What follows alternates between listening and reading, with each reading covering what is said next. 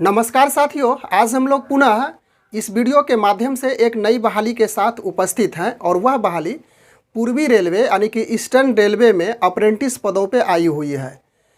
इससे रिलेटेड जो अधिसूचना जारी हुई है उस अधिसूचना में क्या क्या बातें अंकित की गई है जिसे हम लोग सरल भाषा में समझने का प्रयास करेंगे।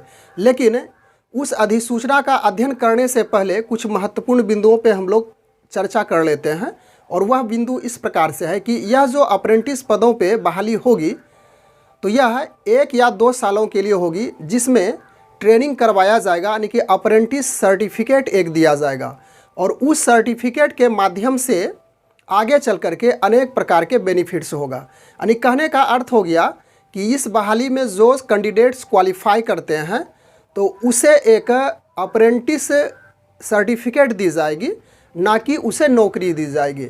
और स्टाइपेंड के रूप में कुछ सुविधाएं भी दी गई है, यानी कि छात्रवृत्ति के तौर पे जितने सालों के लिए 1 से 2 साल तक की इसकी ट्रेनिंग चलेगी तो उसमें जो भी छात्रवृत्तियां हैं वह ग्रेड पे 1800 रुपये निर्धारित किया गया है। देखा जाए तो 12,000 से 20,000 तक मंथली स्टाइपेंड के रूप में प्राप्त होगा। और जब सर्टिफिकेट कोर्स यानी कि रेलवे अप्रेंटिस कोर्स के लिए जो सर्टिफिकेट प्राप्त होगा वह आगे चल करके अनेक रेलवे पदों में इसके साथ साथ अन्य प्रकार के जॉब में बेनिफिट्स देगा। तो ग्रुप डी के अंतर्गत कुछ बहालियां आती है जिसके लिए सीट रिज़र्व रखा जाता है, यानी कि 20% सीट रिज़र्व रखा जाता है इस रेलवे अप्रेंटिस के लिए। तो क्या क्या और आगे बातें हैं उसको हम लोग समझते हैं बोर्ड की सहायता लेकर के। पूर्वी रेलवे के अंतर्गत यह बहाली है विज्ञापन संख्या RRCER एक्ट अप्रेंटिस 22-23 है। ऑनलाइन आवेदन की तिथि है, यानी कि ऑनलाइन आप आवेदन करेंगे उसकी तिथि इस प्रकार से निर्धारित की गई है 30/9/2022 से प्रारंभ होगी, यानी कि 30 सितंबर से प्रारंभ होकर के 29 अक्टूबर 2022 तक होगी। उसके बाद पद आप समझ ही गए हैं कि रेलवे अप्रेंटिस यानी कि ईस्टर्न रेलवे में अप्रेंटिस पदों पे यह बहाली आई हुई है। कुल पद की संख्या इस प्रकार से है 3115 सीट है और यह सीट अलग अलग ट्रेड के लिए अलग अलग डिवीज़न में बटा हुआ है, जिसकी चर्चा आगे चल करके हम लोग कर लेंगे। आवेदन शुल्क यानी कि एग्जामिनेशन फ़ी है UR OBC EWS के लिए 100 रुपया, यानी कि सामान्य कोटि के लिए। उसके बाद अत्यंत पिछड़ा वर्ग के लिए और सामान्य कोटि में जो आर्थिक रूप से कमज़ोर सेक्शन है, कमज़ोर वर्ग है, उसके लिए 100 रुपया ही निर्धारित है।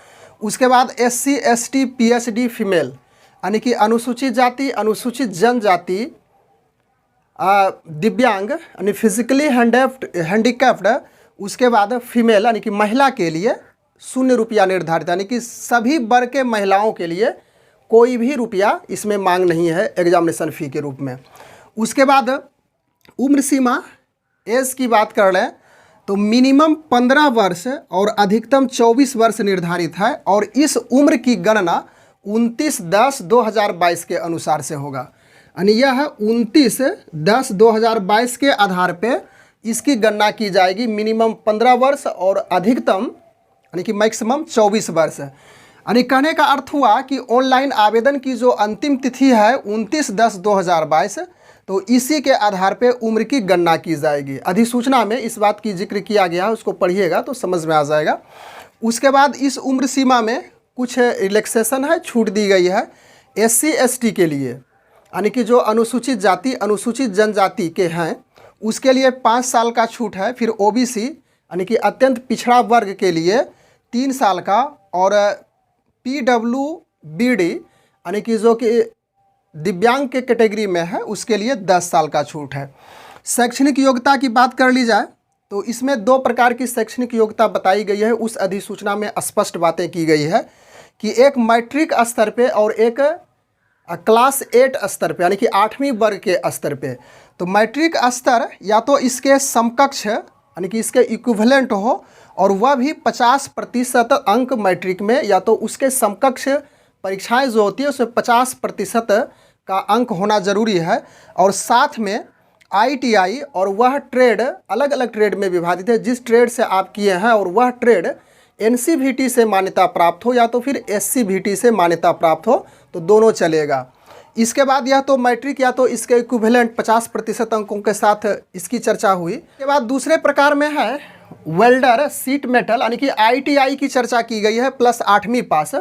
तो वेल्डर सीट मेटल वर्कर, फिर लाइनमैन, वायरमैन, कारपेंटर और पेंटर। ध्यान देंगे 1 2 3 4 5 6 यह जो ट्रेड है NCVT या SCVT किसी से भी मान्यता प्राप्त हो तो वह एबल है, और इसके साथ साथ 8वीं पास होना चाहिए। इसके बाद हम लोग डिवीजन वाइज पदों का विवरण को समझ लेते हैं। हावड़ा, सियालदा, मालदा, आसनसोल, काचरापाड़ा, लिलुआ और जमालपुर, इस प्रकार से इतने डिवीज़न में पदों के लिए जो अप्रेंटिस पदों के लिए वैकेंसी आई हुई है। तो किस प्रकार से कितने सीट हैं अलग अलग उसको समझ लेते हैं। हावड़ा में 659 सीट है, सियालदा में 440, मालदा में 138, आसनसोल में 412, काचरापाड़ा में 187, लिलुआ में 612 और जमालपुर में 667 सीट है। इसके बाद मोड ऑफ सिलेक्शन, यानी कि सिलेक्शन का क्या प्रारूप है, क्या तरीका है, उसको कुछ यहाँ पे एग्जाम्पल के तौर पे हम लोग समझेंगे। तो मोड ऑफ सिलेक्शन में इस प्रकार से समझें कि यदि शैक्षणिक योग्यता आपकी मैट्रिक या तो इसके इक्विवेलेंट है 50 मिनिमम 50% अंकों के साथ। तो सबसे पहले इस बात की चर्चा करते हैं यहाँ पे, यह जो शैक्षणिक योग्यता है मैट्रिक प्लस ITI। तो मैट्रिक में मैट्रिकुलेशन में किसी कैंडिडेट को सपोज कीजिए कि 80% मार्क्स आया हुआ है। उसके बाद ITI में, ITI जो उसका ट्रेड है, यानी कि व्यक्तिगत ट्रेड जो अलग अलग ट्रेड सभी का होगा, तो उसमें सपोज कीजिए उसे 60% मार्क्स आया है। तो ये दोनों का एडिंग होगा, यानी मेधा सूची किस प्रकार से बनाया जाएगा, यानी मेधा अंक के आधार पर ही सिलेक्शन होगा, इसकी कोई परीक्षा की चर्चा नहीं की गई है। तो मैट्रिकुलेशन में 80% मार्क्स है और ITI में उसका 60% मार्क्स है, दोनों को ऐड करेंगे 8 6 14% होता है, और इसमें 140 में फिर 2 से डिवाइड करेंगे। तो 2 से भाग देने के बाद 70 होता है, अर्थात 70 अंक का उसे मेधा बनेगा, यानी कि उसका 70 अंकों का मेधा प्राप्त किया जाएगा। इसके बाद हम लोग इसके दूसरे पार्ट की चर्चा कर लेते हैं कि मोड ऑफ सिलेक्शन क्या है। तो यह ट्रेड जिन अभ्यर्थियों का है, welder, seat metal worker, lineman, wireman, उसके बाद कारपेंटर और पेंटर, और वह कैंडिडेट यदि 8वीं पास है तो 8वीं पास में सपोज कीजिए कि 8 क्लास में उसका परसेंटेज 70% होता है। उसके बाद यह जो ट्रेड है इसमें ITI में उसका परसेंटेज 70% है, मान के चलते हैं।